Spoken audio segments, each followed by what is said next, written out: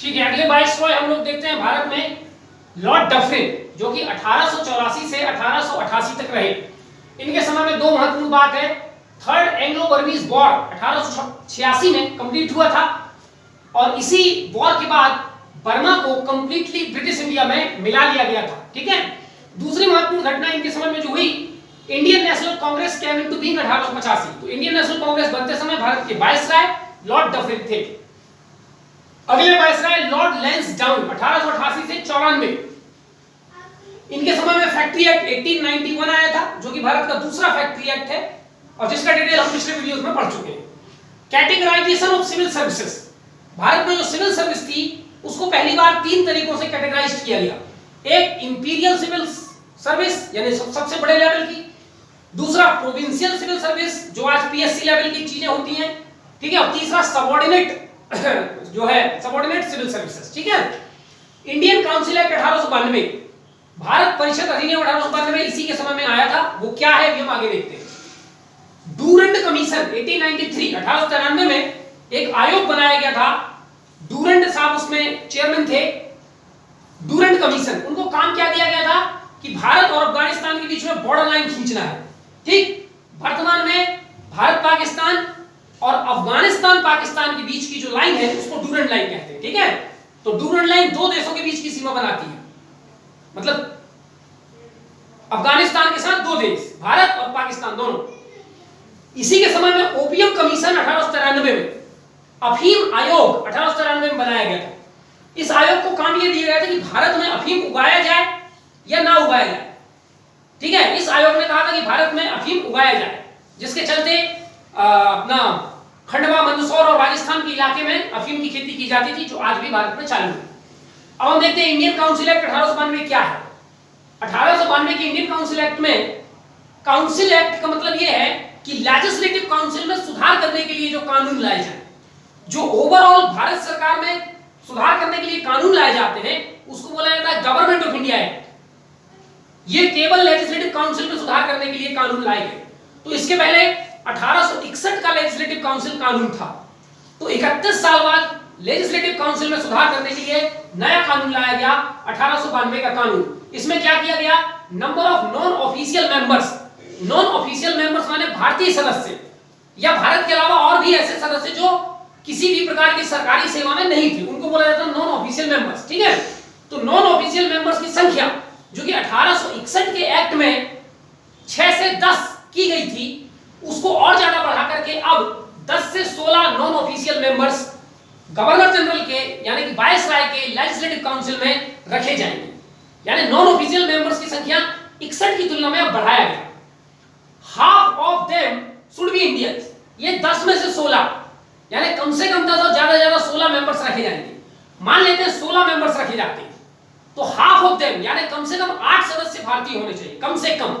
ठीक, इसके अलावा इनमें से ये जो 10 से 16 मेंबर होंगे, इनमें से कुछ इनडायरेक्टली इलेक्टेड होंगे और कुछ नॉमिनेटेड होंगे।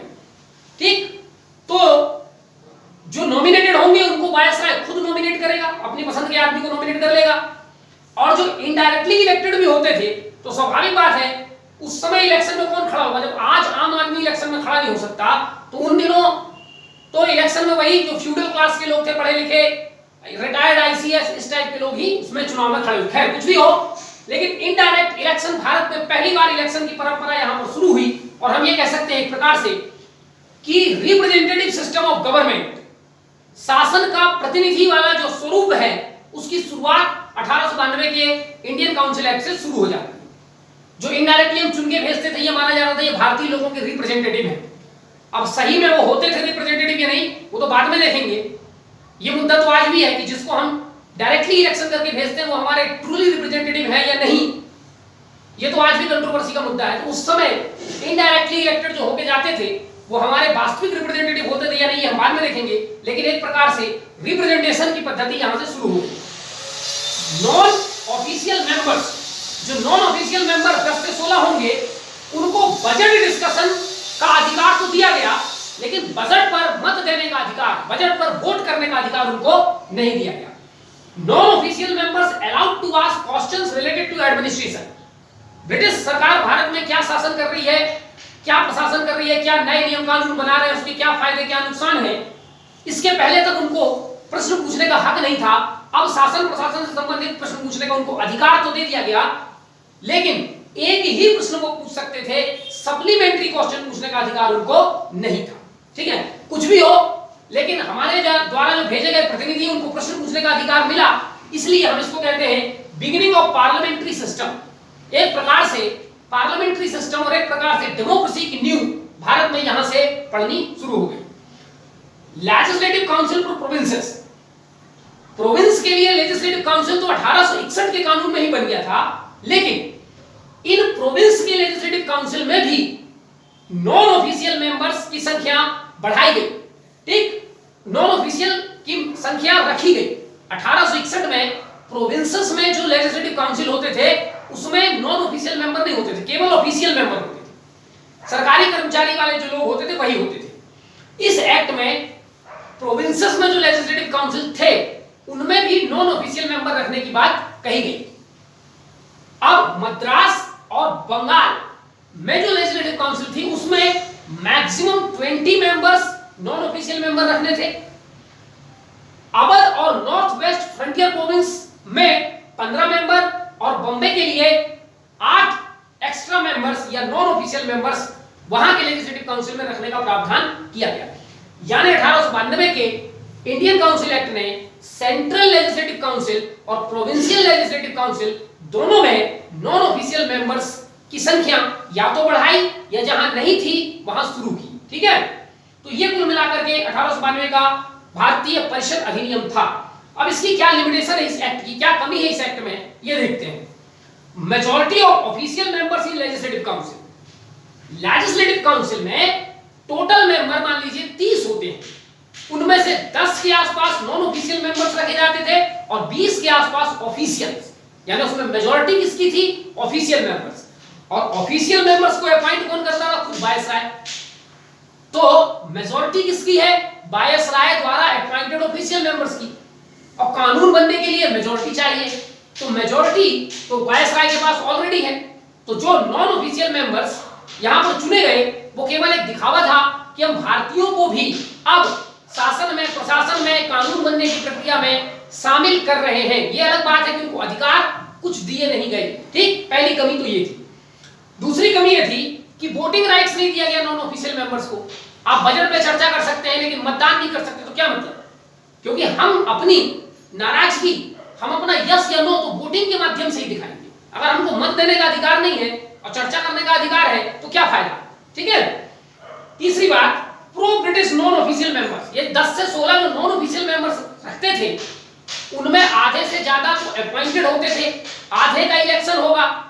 अब आधे जो अपॉइंटेड है उनमें से ज्यादातर वायसराय के पसंद के लोग होते, जो प्रो ब्रिटिश, जो ब्रिटिश लोगों के समर्थक होते थे उनको किया जाता था।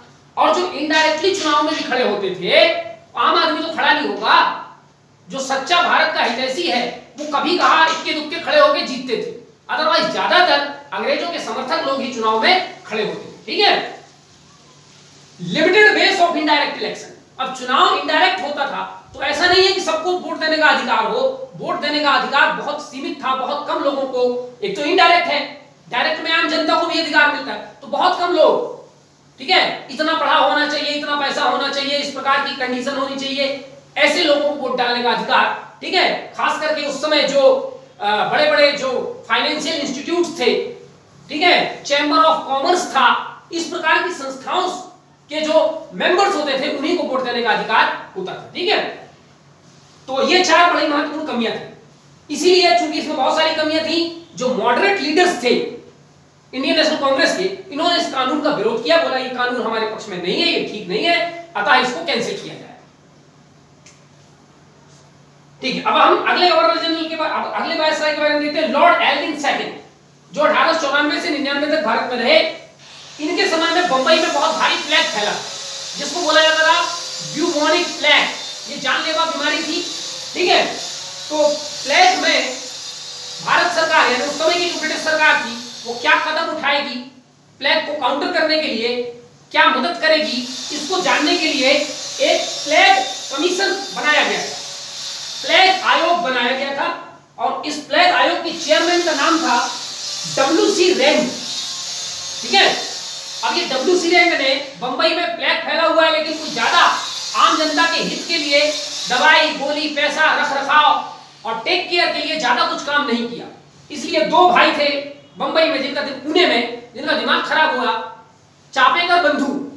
ठीक है, उनका सरनेम चापेकर था, नाम से मतलब नहीं है, चापेकर बंधु कहलाते थे। उन चापेकर बंधुओं का पुणे में दिमाग खराब हुआ कि ये WC रैंड और उसके अधिकारी प्लेग फैला हुआ है लेकिन उसके लिए कुछ कर नहीं रहे हैं। उनको गुस्सा आया और उन्होंने WC रैंड की पुणे में हत्या कर दी, गोली मारकर 1897 में। जब चापेकर बंधुओं ने ऐसा किया तो बाल गंगाधर तिलक ने चापेकर बंधुओं का समर्थन किया और कहा कि ऐसा सब कुछ अंग्रेजों की गलती के कारण हुआ है। अगर अंग्रेज जनता यहाँ प्लेग से मर रही है और कोई परवाह नहीं, तो ऐसा निंदा किया। बाल गंगाधर तिलक ने अपने न्यूज़पेपर, जो कि इनके दो न्यूज़पेपर आते थे, केसरी और मराठा, उसमें उन्होंने निंदा किया। ब्रिटिश सरकार को जब पता चली तो ब्रिटिश सरकार ने इसको कहा कि बाल गंगाधर तिलक ने राष्ट्रद्रोह का काम किया, क्योंकि वो अंग्रेजी सरकार के इंटेंशन पर प्रश्न उठा रहे हैं, इसलिए उन पर सेडिशन चार्जेस लगे, देशद्रोह का मुकदमा चला। और इसी समय कोर्ट में जब सुनवाई हो रही थी तब बाल गंगाधर तिलक ने कहा स्वराज मेरा जन्मसिद्ध अधिकार है और मैं इसे लेके रहूंगा। ठीक है, Swaraj is my birth right and I shall have it. पूरा नहीं लिखा मैंने, क्योंकि इसके पहले जब बाल गंगाधर तिलक मैंने पढ़ाया था उसमें हमने डिटेल से चर्चा की है। ठीक है, इसी समय जब प्लेग फैला था तो रशियन बैक्टीरियोलॉजिस्ट व्लादिमीर हॉफकॉन नामक व्यक्ति ने कॉलेरा और प्लेग दोनों की वैक्सीन बनाई थी इसी समय। ठीक है, ये ध्यान रखना है। अगले महत्वपूर्ण वायसराय आते हैं भारत में लॉर्ड कर्जन। ठीक, और लॉर्ड कर्जन को भेजा ही गया था भारत में। जब लॉर्ड कर्जन भारत में आए 1899 के आसपास, तब तक कांग्रेस की पॉपुलैरिटी भारत में बढ़ चुकी थी और भारत में एक सुव्यवस्थित राष्ट्रीय आंदोलन चल निकला था। अंग्रेजों ने जैसा सोचा था कि इसको हम सेफ्टी बाल्ब बनाकर रखेंगे, वो वैसा नहीं रहा। राष्ट्रवादी चेतना जगाने का काम करने लगी। मॉडरेट लोगों ने ब्रिटिश सरकार की आलोचना करनी शुरू कर दी। तो कांग्रेस की पॉपुलैरिटी को रोकने के लिए ही लॉर्ड कर्जन को भारत भेजा गया था। ठीक है, तो he taken many steps to crush INC को कुचलने, दबाने, उसको कमजोर करने के लिए कर्जन ने कई कदम उठाए। उनमें से दो तीन कदम हम देखते हैं। पहला है इंडिया यूनिवर्सिटीज एक्ट 1904, भारतीय विश्वविद्यालय अधिनियम 1904। इस कानून में क्या था? इस कानून में पहली बात तो यह था, ध्यान रखना ये कानून आया क्यों। उस समय भारत के जो कॉलेज और यूनिवर्सिटीज थे वो भारतीय राष्ट्रवाद के सबसे बड़े केंद्र थे। वहां पर शिक्षक छात्र पढ़ाई कम करते थे और भारतीय राष्ट्रीय आंदोलन के बारे में चर्चा करते थे, रणनीतियां बनाते थे, सीक्रेट्स जो है योजनाएं बनती थी कि हमको करना क्या है।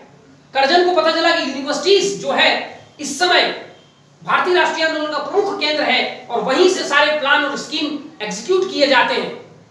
तो उस पर नकेल कसने के लिए, यूनिवर्सिटीज को इन गतिविधियों से रोकने के लिए यह कानून लाया गया। इस कानून में यह था ऑफिशियल इंस्पेक्शन ऑफ कॉलेज और यूनिवर्सिटीज।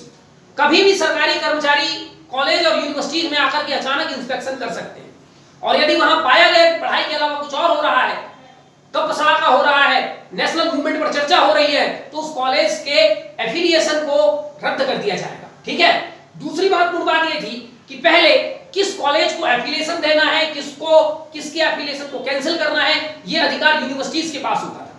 आज भी अगर मुझे जबलपुर में कोई कॉलेज सेटअप करना है तो मुझे रानी दुर्गावती यूनिवर्सिटी से ही एफिलिएशन लेना पड़ेगा। इसमें सरकार का कोई योगदान नहीं है। यूनिवर्सिटी तय करता है कि क्या नियम होगा जिसके आधार पर आपको एफिलिएशन मिलेगा।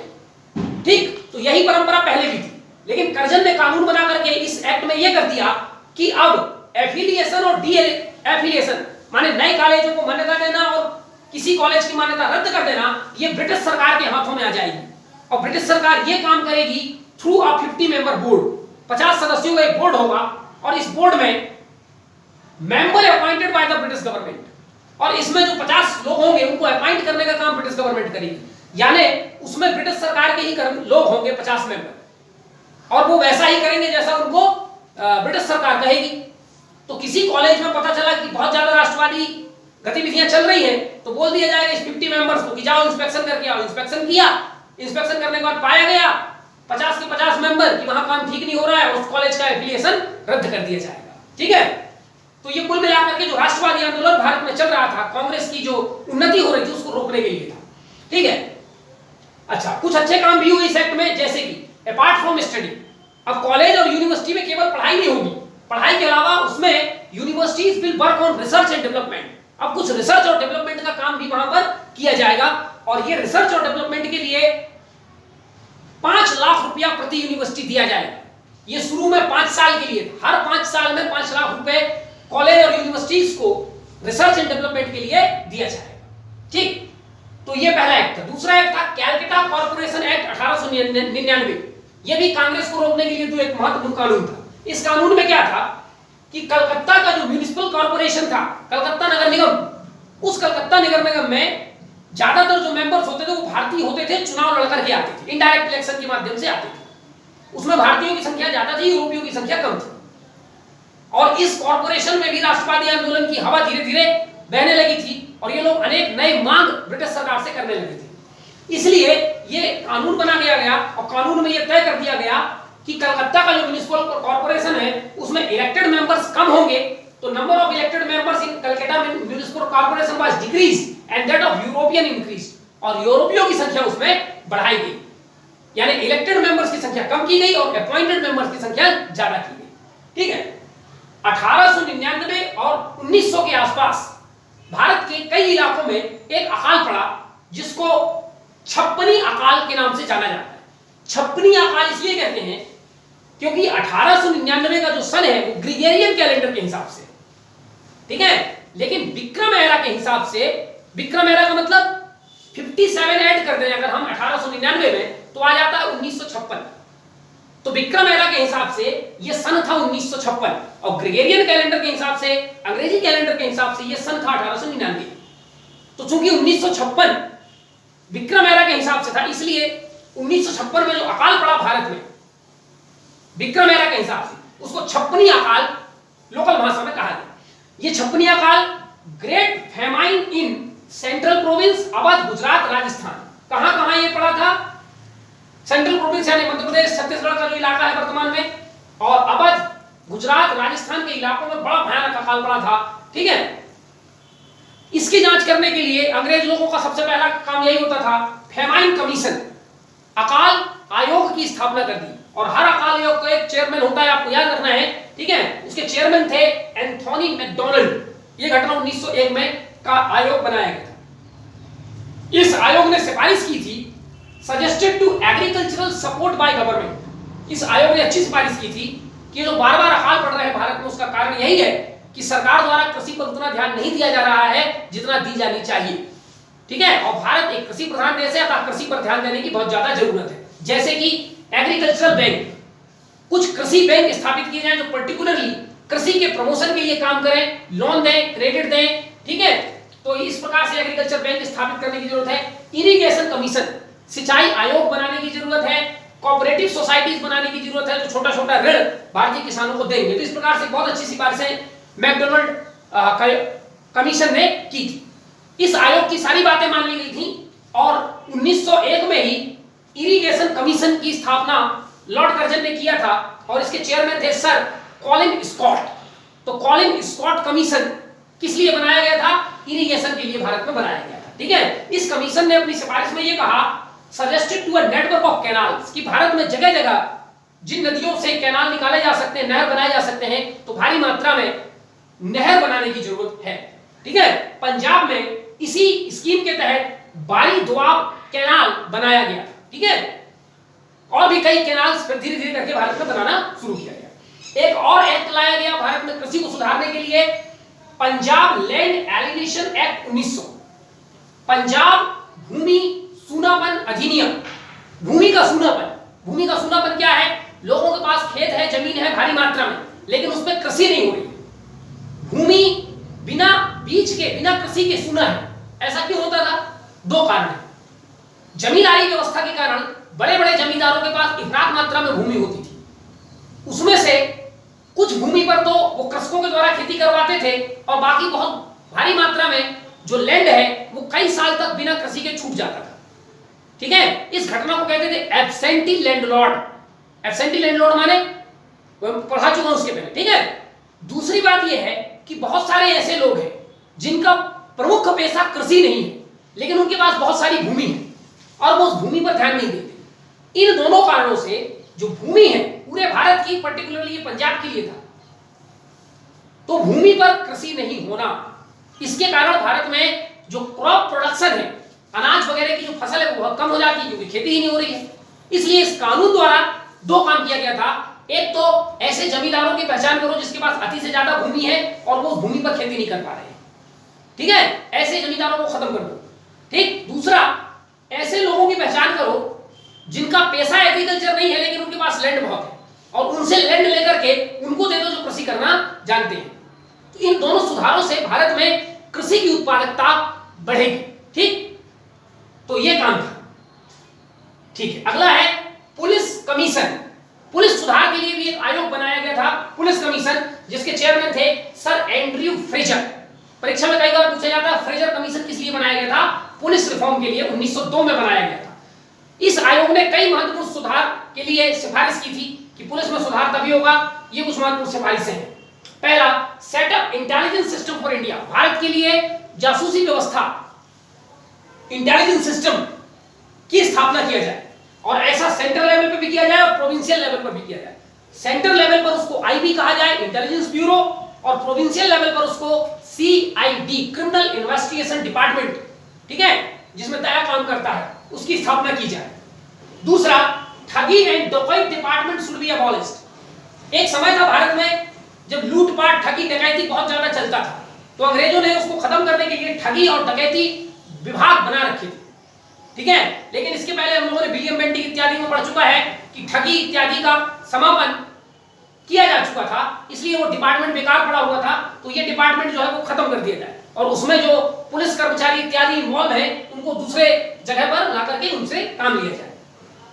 तीसरा, जो भारत की पुलिस है उनको ट्रेनिंग और इक्विपमेंट, उनकी ट्रेनिंग और उनके पास जो हथियार होने चाहिए, इंडियन पुलिस के पास वेस्टर्न स्टाइल के होने चाहिए, यूरोपीय आधुनिक लेवल की ट्रेनिंग और आधुनिक हथियार उनको दिया जाना चाहिए। ठीक है।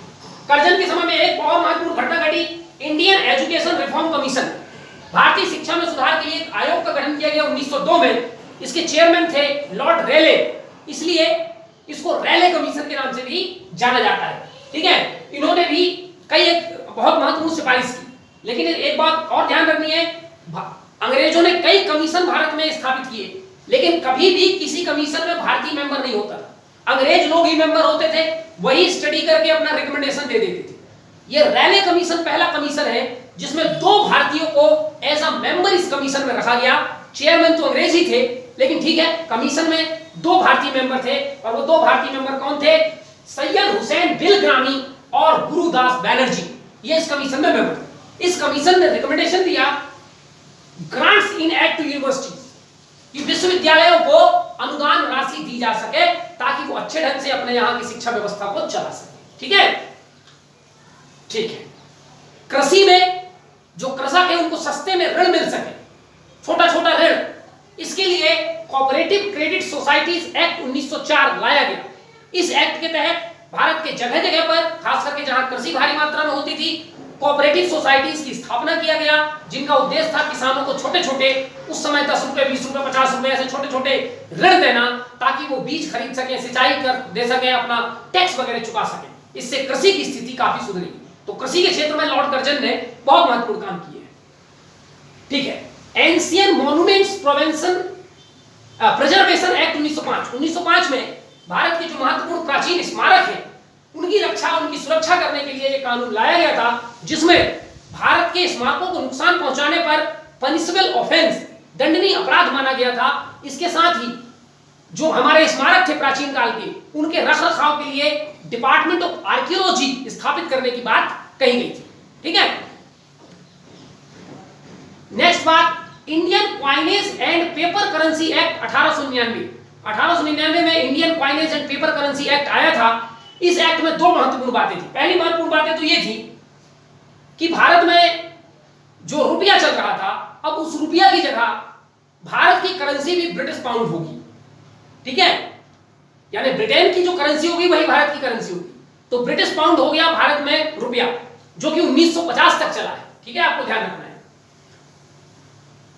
फिर दूसरी बात यह थी कि ये जो पाउंड है, इसका एक्सचेंज रेट गोल्ड के आधार पर तय किया जाए, ठीक है। तो gold standard was accepted for Indian currency, और इंडियन करेंसी का मतलब ब्रिटिश पाउंड हो गया, और British pound was made legal tender of India. और उस समय जब ये कानून लाया गया था 1 पाउंड बराबर 15 रुपये था, ठीक है। अगली बात, set up various department. Lord Curzon ने बहुत सारे विभागों की स्थापना की, उनमें से कुछ महत्वपूर्ण हैं, जैसे कि डिपार्टमेंट ऑफ एग्रीकल्चर, कृषि के विकास के लिए अलग से विभाग बनाया गया जिसको डिपार्टमेंट ऑफ एग्रीकल्चर कहा गया। इसके अलावा एग्रीकल्चर में रिसर्च और डेवलपमेंट करने के लिए एग्रीकल्चरल रिसर्च ऑर्गेनाइजेशन बिहार के पूसा में स्थापित किया गया, और कॉमर्स और इंडस्ट्री की ग्रोथ के लिए department of commerce and industry की भी स्थापना की गई, ठीक है। ही सेंट 2 मिलिट्री मिशंस, उसने 2 सैन्य अभियान भेजे, एक तिब्बत में भेजा अंडर मेजर यंग हस्बैंड, और ये ब्रिगेडियर यंग हस्बैंड, और ये जो ब्रिगेडियर यंग हस्बैंड मिशन है हम लोग तिब्बत में पढ़ चुके हैं इसके पहले। और दूसरा भेजा था इसने ईरान, जिसको पर्सिया कहते थे, और उसके जो मिलिट्री कमांडर थे वो थे मेजर डगलस। तो 2 महत्वपूर्ण मिशन आपको ध्यान रखना है, ठीक है। Occupied Chumbi valley from Tibet, पहले ही पढ़ चुके हैं, तिब्बत वाले उसमें तिब्बत से चुंबी वैली ले लिया था, ठीक है। इसने एक नए प्रांत की स्थापना की, नॉर्थ वेस्ट फ्रंटियर प्रोविंस की। Railway board was set up for rapid expansion of railway in India. Bharat में सबसे ज्यादा रेलवे लाइन लॉर्ड कर्जन के समय में ही बिछाया गया था, क्योंकि भारत में तेजी से रेल की लाइन बिछाई जा सके उसके लिए लॉर्ड कर्जन ने रेलवे बोर्ड की स्थापना की थी, और आज भी रेलवे बोर्ड भारत में काम कर रहे हैं। इंडियन कैडेट कोर्प्स आईसीसी, ये एक शिक्षा के लिए काम किया गया था, ठीक है, for education of sons of native rulers. Bharat के जो राजा महाराजा थे उनके बेटों की पढ़ाई के लिए इंडियन कैडेट कोर्प्स की स्थापना की गई थी। कर्जन किचनर कंट्रोवर्सी, कर्जन के समय में एक बड़ा महत्वपूर्ण विवाद हुआ था। जो उस समय ब्रिटिश आर्मी के कमांडर हुआ करते थे उसको बोलते थे किचनर, लॉर्ड किचनर। तो इन दोनों के बीच का विवाद क्या था ये देखते हैं। किचनर कौन थे? Kitchener military commander of British army, यानी भारत में जो सेना होती थी उसका जो कमांडर था, मिलिट्री कमांडर, ठीक है, जो आज जनरल बिपिन रावत है, तो वो थे किचनर। और लॉर्ड कर्जन के एग्जीक्यूटिव काउंसिल में एक डिफेंस मिनिस्टर हुआ करता था, ये डिफेंस मेंबर जिसको डिफेंस मिनिस्टर कहते थे, ठीक है, वो हुआ करते थे। अब प्रश्न ये उठा कि इन दोनों में, डिफेंस मिनिस्टर में और मिलिट्री कमांडर में, इन दोनों में कौन ज्यादा ताकतवर है? मिलिट्री पावर ज्यादा किसके पास है? लॉर्ड कर्जन ने कहा कि ज्यादा डिफेंस मिनिस्टर के पास है, उसने कहा कि नहीं, किचनर ने कहा नहीं, ज्यादा मेरे पास है, और बस इसी बात में विवाद खड़ा हो गया दोनों के बीच में, ठीक है। अल्टीमेटली इस विवाद को यह सुलझाया गया कि कुछ तेरा कुछ मेरा। माने कैसे? कर्जन ने कहा कि मिलिट्री कमांडर के पास ही पूरी मिलिट्री पावर होगी, लेकिन उस मिलिट्री के लिए जो डिफेंस बजट होता है, तो कितना डिफेंस बजट देना है, डिफेंस में इस साल कितना खर्च होगा, यह अधिकार मेरे एग्जीक्यूटिव काउंसिल के डिफेंस मिनिस्टर के पास होगा, ठीक है। तो यह विवाद आपको याद रखना। अब एक दो नोट्स देखते हैं हम लोग। Sir Frederick Nicholson, a civil servant of Madras, is known as father of Indian cooperative credit societies. तो लॉर्ड कर्जन ने ये जो ऊपर हमने पढ़ा कोऑपरेटिव क्रेडिट सोसाइटी एक्ट 1904 लाया गया था, जिसके माध्यम से जगह जगह पर कोऑपरेटिव सोसाइटी एस्टैब्लिश किए गए, इसका विचार एक्चुअली मद्रास के एक सिविल सर्वेंट फ्रेडरिक निकोलसन नामक व्यक्ति ने दिया था, इसलिए उसे भारत में कोऑपरेटिव क्रेडिट सोसाइटीज का जनक माना जाता है। दूसरा नोट है, Curzon ended sunset clause through land settlement act 1900। एक और कानून आया था उसके समय में जिसको बोला जाता है लैंड सेटलमेंट एक्ट 1900। इसमें सनसेट क्लॉज जो जमींदारी व्यवस्था में था लॉर्ड कॉर्नवालिस के समय से, उसको खत्म कर दिया गया, ठीक है। तीसरी महत्वपूर्ण बात हमें देखनी है, कर्जन्स टेन्योर इन इंडिया। भारत में जो कर्जन का कार्यकाल था 1899 से 1905, इसे period of commission and omission के नाम से जाना जाता है। माने आयोग एवं चूक का समय। आयोग माने देख रहे कितने आयोग बनाए, पुलिस आयोग, इरिगेशन आयोग, एग्रीकल्चर आयोग, फार्माइन आयोग, कई आयोग बनाए, ठीक है। और हर आयोग में कहीं ना कहीं कमी रह गई थी, चूक रह गई थी, इसलिए लॉर्ड कर्जन के पीरियड को भारत में period of commission and omission के नाम से जाना जाता है। और लॉर्ड कर्जन के समय में बहुत सारे काम भारत में हुए हैं, ये आपको ध्यान रखना है। देख रहे हैं कितने सारे एक्ट बने, कितने सारे कमीशन आए, कितने सारे रिफॉर्म्स हुए, ये तमाम बातें आपको ध्यान रखनी है। कर्जन बहुत महत्वपूर्ण है, ठीक है। धन्यवाद।